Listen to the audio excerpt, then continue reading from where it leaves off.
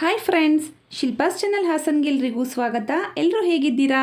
ಎಲ್ಲರೂ ಚೆನ್ನಾಗಿದ್ದೀರಾ ಅಂತ ಹೇಳಿ ಭಾವಿಸ್ತಾ ಇವತ್ತಿನ ರೆಸಿಪಿಯನ್ನು ಶುರು ಮಾಡೋಣ ಬನ್ನಿ. ಇವತ್ತಿನ ರೆಸಿಪಿಯಲ್ಲಿ ಪುರಿನ ಬಳಸ್ಕೊಂಡು ಇನ್ಸ್ಟೆಂಟಾಗಿ ಪಡ್ಡುನ ಹೇಗೆ ಮಾಡೋದು ಅಂತೇಳಿ ತಿಳಿಸ್ಕೊಡ್ತಾ ಇದ್ದೀನಿ. ಚರ್ಮುರಿಗೆ ನಾವು ಪುರಿನ ಬಳಸ್ತೀವಲ್ಲ, ಅದೇ ಪುರಿ ಕೆಲವರು ಮಂಡಕ್ಕಿ ಅಂತಲೂ ಕೂಡ ಕರೀತಾರೆ. ಈ ರೆಸಿಪಿನ ಶುರು ಮಾಡೋಕ್ಕೂ ಮುಂಚೆ ಯಾರೆಲ್ಲ ನನ್ನ ಚಾನಲ್ನ ಸಬ್ಸ್ಕ್ರೈಬ್ ಮಾಡದೆ ಹಾಗೆ ನೋಡ್ತಾ ಇದ್ದೀರಾ, ದಯವಿಟ್ಟು ಸಬ್ಸ್ಕ್ರೈಬ್ ಮಾಡ್ಕೊಳ್ಳಿ. ಪಕ್ಕದಲ್ಲಿರೋ ಬೆಲ್ ಐಕನ್ನ ಕ್ಲಿಕ್ ಮಾಡೋದ್ರ ಮುಖಾಂತರ ಸಪೋರ್ಟ್ ಮಾಡಿ ಫ್ರೆಂಡ್ಸ್. ಈ ರೆಸಿಪಿನ ಮಾಡಲಿಕ್ಕೆ ನಾನು ಬಾಂಬೆ ರವೆನ ಕೂಡ ಯೂಸ್ ಮಾಡ್ಕೊಂಡಿದ್ದೀನಿ. ಬಾಂಬೆ ರವೆನ ಒಂದು ಬೌಲ್ನ ನಾನು ತೊಗೊಂಡು ಈ ರೀತಿ ಮಿಕ್ಸಿ ಜಾರ್ಗೆ ಸೇರಿಸ್ಕೊತಾ ಇದ್ದೀನಿ. ಅದೇ ಬೌಲಲ್ಲಿ 1/4 ಬೌಲಷ್ಟು ತುರಿದಿಟ್ಕೊಂಡಿರೋ ಅಂತಹ ಕೊಬ್ಬರಿ ತುರಿನ ಕೂಡ ನಾನು ಸೇರಿಸ್ಕೊತಾ ಇದ್ದೀನಿ. 1/4 ಬೌಲ್ ಆದರೆ ಸಾಕಾಗುತ್ತೆ. ಅದೇ ಬೌಲಲ್ಲಿ ಅರ್ಧ ಬೌಲಷ್ಟು ಮೊಸರನ್ನ ಕೂಡ ಸೇರಿಸ್ಕೊತಾ ಇದ್ದೀನಿ. ಹುಳಿ ಇರೋ ಅಂತಹ ಮೊಸರನ್ನ ಸೇರಿಸ್ಕೊಬಾರ್ದು, ಫ್ರೆಶ್ ಮೊಸರನ್ನ ಹಾಕ್ಕೊಳ್ಳಿ. ನಂತರ ಇದಕ್ಕೆ ಅದೇ ಬೌಲಲ್ಲಿ ಅರ್ಧ ಬೌಲಷ್ಟು ಪುರಿನ ಕೂಡ ನಾನು ಸೇರಿಸ್ಕೊತಾ ಇದ್ದೀನಿ. ರುಚಿಗೆ ತಕ್ಕಷ್ಟು ಉಪ್ಪನ್ನು ಹಾಕ್ಕೊಂಡು ಅರ್ಧ ಬೌಲಷ್ಟು ಈ ರೀತಿ ಪುರಿನ ಸೇರಿಸ್ಕೊತಾ ಇದ್ದೀನಿ. ಸೇಮ್ ಮೆಜರ್ಮೆಂಟ್ ಇರೋ ಅಂತಹ ಬೌಲೆ. ಈ ರೀತಿ ಎಲ್ಲದನ್ನು ಸೇರಿಸ್ಕೊಂಡಾದಮೇಲೆ ನಾವು ರುಚಿಗೆ ತಕ್ಕಷ್ಟು ಉಪ್ಪು ಎಲ್ಲವುದು ಹಾಕ್ಕೊಂಡಾದಮೇಲೆ ಸ್ವಲ್ಪ ನೀರನ್ನು ಹಾಕ್ಕೊಂಡು ನಾವು ರುಬ್ಬಿಟ್ಕೊಬೇಕಾಗುತ್ತೆ. ಜಾಸ್ತಿ ನೀರನ್ನು ಹಾಕಬಾರ್ದು, ಸಾಧ್ಯ ಆದಷ್ಟು ಗಟ್ಟಿಗೆ ಮತ್ತು ನೈಸಾಗಿ ನಾವು ರುಬ್ಬಿ ಇಟ್ಕೊಬೇಕಾಗುತ್ತೆ. ನೀವು ನೋಡ್ತಾ ಇದ್ದೀರಾ ಗಟ್ಟಿಗೆನೇ ಇದೆ. ಈ ರೀತಿ ಎಲ್ಲದನ್ನು ರುಬ್ಬಿ ಆದಮೇಲೆ ನಾವು ತಕ್ಷಣಕ್ಕೆ ಪಡ್ಡುನ ಮಾಡ್ಕೊಬೋದು. ಇಲ್ಲ ಟೈಮ್ ಇದೆ ಅಂದರೆ ನಾವೊಂದು 20 ನಿಮಿಷ ರೆಸ್ಟ್ ಮಾಡಲಿಕ್ಕೆ ಬಿಟ್ಟು ಮಾಡಿದರೂ ಕೂಡ ಚೆನ್ನಾಗಿ ಬರುತ್ತೆ. ನಾನು ಇದಕ್ಕೆ ಒಗ್ಗರಣೆನ ಹಾಕ್ಕೊತಾ ಇದ್ದೀನಿ, ಹಾಗಾಗಿ ರೆಸ್ಟ್ ಮಾಡಲಿಕ್ಕೆ ಬಿಟ್ಟಿದ್ದೆ. ನಾವು ಎಲ್ಲದನ್ನು ರೆಡಿ ಮಾಡೋ ಅಷ್ಟರಲ್ಲಿ, ಒಗ್ಗರಣೆನ ರೆಡಿ ಮಾಡೋ ಅಷ್ಟರಲ್ಲಿ ಆಲ್ಮೋಸ್ಟ್ 20 ನಿಮಿಷ, 1/4 ಗಂಟೆನೇ ಆಗಿರುತ್ತೆ. ಈಗ ನಾನು ಒಗ್ಗರಣೆನ ಹಾಕ್ಕೊತಾ ಇದ್ದೀನಿ. ಆಯಿಲನ್ನು ಹಾಕಿ ಅದಕ್ಕೆ ಸಾಸಿವೆ ಮತ್ತು ಜೀರಿಗೆನ ಸೇರಿಸ್ಕೊಂಡಿದ್ದೀನಿ. ನೀವು ಜೀರಿಗೆನ ಹಾಕುವಾಗ ಕ್ಯಾಮ್ರಾ ಆಫ್ ಆಗಿತ್ತು, ನೀವು ನೋಡ್ತಾ ಇರ್ಬೋದು. ಜೀರಿಗೆನ ನಾನು ಆ್ಯಡ್ ಮಾಡಿದ್ದೀನಿ. ನಂತರ ಇದಕ್ಕೆ ಕಡಲೆಬೇಳೆನ ಕೂಡ ನಾನು ಸೇರಿಸ್ಕೊತಾ ಇದ್ದೀನಿ, 1 ಸ್ಪೂನು. ಎಲ್ಲದನ್ನು ಸೇರಿಸ್ಕೊಳ್ಳುವಾಗ ನಾವು ಲೋ ಫ್ಲೇಮಲ್ಲೇ ಇಟ್ಕೊಂಡು ಸೇರಿಸ್ಕೊಬೇಕಾಗುತ್ತೆ. ಕಡಲೆಬೇಳೆ ಸ್ವಲ್ಪ ಅದ್ರ ಬಣ್ಣ ಚೇಂಜ್ ಆದಮೇಲೆ ನಾನು ಹೆಚ್ಚಿಟ್ಕೊಂಡಿರೋ ಅಂಥ ಸಣ್ಣದಾಗಿ ಹೆಚ್ಚಿಟ್ಕೊಂಡಿರೋ ಅಂಥ ಹಸಿರು ಮೆಣಸಿಕಾಯಿನ ಕೂಡ 3 ಹಸಿರು ಮೆಣಸಿಕಾಯಿನ ನಾನು ಸೇರಿಸ್ಕೊಂಡಿದ್ದೀನಿ.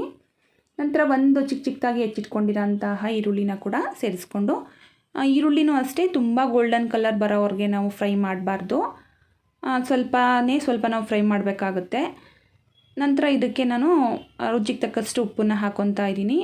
ಉಪ್ಪನ್ನ ಅಷ್ಟೇ ನಾವು ಒಗ್ಗರಣೆಗೆ ಎಷ್ಟು ಬೇಕೋ ಅಷ್ಟೆಷ್ಟು ಹಾಕ್ಕೊಬೇಕು. ಏಕೆಂದರೆ ನಾವು ಮೊದಲೇ ರುಬ್ಬುವಾಗ ಉಪ್ಪನ್ನ ಹಾಕ್ಕೊಂಡಿರ್ತೀವಿ ಪಡ್ಡು ಹಿಟ್ಟಿಗೆ, ಹಾಗಾಗಿ ನೋಡಿಕೊಂಡು ಹಾಕ್ಕೊಬೇಕು. ನಂತರ 1 ಕ್ಯಾರೆಟನ್ನು ನಾನು ತುರಿದಿಟ್ಕೊಂಡಿದ್ದೆ. ಆ 1 ಕ್ಯಾರೆಟನ್ನು ಇವಾಗ ಸೇರಿಸ್ಕೊಂಡು ಅದನ್ನು ಅಷ್ಟೇ ತುಂಬಾ ಜಾಸ್ತಿ ನಾವು ಫ್ರೈ ಮಾಡಲಿಕ್ಕೆ ಹೋಗಬಾರ್ದು, ಜಸ್ಟ್ ಸಾಫ್ಟ್ ಆದರೆ ಸಾಕು. ಫೈನಲಿ ಈ ರೀತಿ ಸಬ್ಬಕ್ಕಿ ಸೊಪ್ಪನ್ನು ಸೇರಿಸ್ಕೊತಾ ಇದ್ದೀನಿ. ಸಬ್ಬಿಗೆ ಸೊಪ್ಪು ಒಂದು 1/4 ಕಟ್ಟಷ್ಟು ಹಾಕ್ಕೊಂಡಿದ್ದೀನಿ ಅಷ್ಟೇ, 1 ಕಟ್ಟಲ್ಲಿ 1/4 ಕಟ್ಟು. ನಂತರ ಕರ್ಬೇವಿನ ಸೊಪ್ಪನ್ನ ಚಿಕ್ಕದಾಗಿ ಹೆಚ್ಚಿಟ್ಕೊಂಡಿದ್ದೆ, ಚಿಕ್ಕದಾಗಿ ಅದನ್ನು ಕೂಡ ಸೇರಿಸ್ಕೊಂಡಿದ್ದೀನಿ.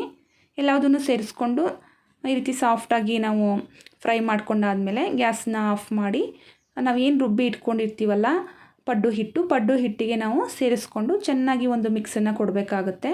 ಈ ರೀತಿ ಮಿಕ್ಸನ್ನು ಕೊಡುವಂಥ ಸಂದರ್ಭದಲ್ಲಿ ನಾವು ಪಡ್ಡು ಮಾಡ್ತೀವಿ ಅಂತ ಅನ್ನುವಾಗ ಸೋಡಾ ಪುಡಿನ ಕೂಡ ಸೇರಿಸ್ಕೊಬೇಕು. ಇಡ್ಲಿ ದೋಸೆಗೆಲ್ಲ ನಾವೇನು ಸೇರಿಸ್ಕೊತೀವಲ್ಲ ಅದೇ ಸೋಡಾ ಪುಡಿನ ನಾನಿಲ್ಲಿ ಸೇರಿಸ್ಕೊತಾ ಇದ್ದೀನಿ. ಈ ರೀತಿ ಸೇರಿಸ್ಕೊಂಡು ಚೆನ್ನಾಗಿ ನಾವು ಮಿಕ್ಸನ್ನು ಮಾಡಬೇಕು. ನಾವೇನು ಒಗ್ಗರಣೆನ ಮಾಡಿರ್ತೀವಲ್ಲ ಎಲ್ಲವುದು ಕೂಡ ನೀಟಾಗಿ ಮಿಕ್ಸ್ ಆಗೋ ರೀತಿಯಲ್ಲಿ.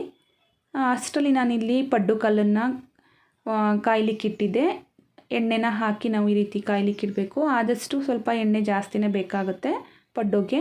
ಈ ರೀತಿ ಎಲ್ಲದಕ್ಕೂ ಎಣ್ಣೆನ ಸೇರಿಸ್ಕೊಂಡು ಪಡ್ಡು ಏನು ಮಾಡಲಿಕ್ಕೆ ಇಟ್ಟಿದ್ವಿ ಅದೆಲ್ಲ ಮಿಶ್ರಣ ಸೇರಿಸ್ಕೊಂಡು ಹಾಕಿ ಆದಮೇಲೆ ಮುಚ್ಚಿಟ್ಟು ಒಂದು 2 ಮಿನಿಟ್ಸ್ ನಾನು ಅದನ್ನು ಬೇಯಿಸ್ಕೊಂಡೆ. 2 ಮಿನಿಟ್ಸ್ ಆದಮೇಲೆ ನಂತರ ಈ ರೀತಿ ಮೇಲ್ಗಡೆನೂ ಸ್ವಲ್ಪ ನಾವು ಆಯಿಲನ್ನು ಹಾಕಬೇಕಾಗುತ್ತೆ. ಪಡ್ಡುಗೆ ಸ್ವಲ್ಪ ಆಯಿಲ್ ಜಾಸ್ತಿನೇ ಬೇಕಾಗುತ್ತೆ. ಆ ರೀತಿ ಹಾಕೋದ್ರಿಂದ ಚೆನ್ನಾಗಿ ಬರುತ್ತೆ ಪಡ್ಡು. 2 ಸೈಡಲ್ಲಿ ನಾವು ಈ ರೀತಿ ಬೇಯಿಸ್ಕೊಂಡು ಚೆನ್ನಾಗಿ ಬೇಯಿಸ್ಕೊಬೇಕಾಗುತ್ತೆ. ಈ ರೀತಿ ನಾವು ಏನು ತಿರುಗಿಸಿ ಬೇಯಿಸುವಾಗ ಆಗ್ಬೋದು ಅಥವಾ ಮೊದಲಾಗ್ಬೋದು, ಲೋ ಫ್ಲೇಮಲ್ಲೇ ಇಟ್ಕೊಂಡು ನಾವು ಬೇಯಿಸ್ಕೊಬೇಕು, ಇಲ್ಲಾಂದರೆ ಸೀದೋಗೋ ಚಾನ್ಸಸ್ ಇರುತ್ತೆ. ಹಾಗಾಗಿ ಲೋ ಫ್ಲೇಮಲ್ಲೇ ಇಟ್ಕೊಂಡು ಒಂದು 2 to 3 ಮಿನಿಟ್ಸು ನಾವು ನೀಟಾಗಿ ಬೇಯಿಸ್ಕೊಂಡ್ರೆ ರುಚಿಕರವಾದಂತಹ ಪಡ್ಡು ರೆಡಿ ಆಗುತ್ತೆ. ಬೆಳಗಿನ ಬ್ರೇಕ್ಫಾಸ್ಟಿಗೆ ಇನ್ಸ್ಟೆಂಟಾಗಿ ನಾವು ಈ ರೀತಿ ಪಡ್ಡುನ ಮಕ್ಕಳಿಗೆ ಮಾಡಿಕೊಟ್ರೆ ತುಂಬ ಇಷ್ಟಪಟ್ಟು ತಿಂತಾರೆ. ಮಧ್ಯಾಹ್ನಕ್ಕೆ ಲಂಚ್ ಬಾಕ್ಸ್ಗೂ ಕೂಡ ಮಕ್ಕಳಿಗೆ ಸ್ಕೂಲ್ಗೆ ಕೊಟ್ಟು ಕಳಿಸ್ಬೋದು. ತುಂಬಾ ರುಚಿಕರವಾಗಿರುತ್ತೆ.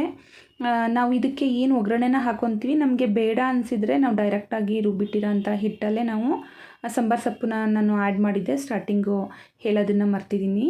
ಸಾಂಬಾರು ಸೊಪ್ಪನ್ನು ಕೂಡ ನಾವು ಇದಕ್ಕೆ ಸೇರಿಸ್ಕೊಂಡು ಡೈರೆಕ್ಟಾಗಿ ನಾವು ಪಡ್ಡುನ ಮಾಡ್ಕೊಬೋದು. ಇನ್ನು ಏನು ಒಗ್ಗರಣೆಯನ್ನು ಕೊಟ್ಕೊಂಡ್ವಿ ಅದಿಲ್ಲದೆ ಕೂಡ ನಾವು ಡೈರೆಕ್ಟಾಗಿ ಪಡ್ಡು ಮಾಡಿದ್ರೂ ತುಂಬಾ ರುಚಿಕರವಾಗಿ ಪಡ್ಡು ಬರುತ್ತೆ. ನೀವು ಒಂದು ಸಲ ಟ್ರೈ ಮಾಡಿ ಫ್ರೆಂಡ್ಸ್, ಹೇಗಿತ್ತು ಅಂತೇಳಿ ನನಗೆ ಕಮೆಂಟ್ಸಲ್ಲಿ ತಿಳಿಸಿ. ಈ ರೆಸಿಪಿ ನಿಮಗೆ ಇಷ್ಟ ಆದರೆ ಒಂದು ಲೈಕ್ ಕೊಡೋದನ್ನು ಮರಿಬೇಡಿ. ಹಾಗೆ ನನ್ನ ಚಾನಲ್ನ ಸಬ್ಸ್ಕ್ರೈಬ್ ಮಾಡ್ಕೊಳ್ಳಿ.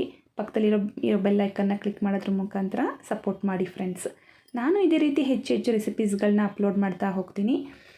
ಹೇಗಿತ್ತು ರೆಸಿಪಿ ಅನ್ನೋದನ್ನು ನನಗೆ ಕಮೆಂಟ್ಸಲ್ಲಿ ತಿಳಿಸೋದನ್ನು ಮರಿಬೇಡಿ. ನೆಕ್ಸ್ಟ್ ಯಾವ ರೆಸಿಪಿ ಬೇಕು ಅಂತ ತಿಳಿಸಿ ಫ್ರೆಂಡ್ಸ್.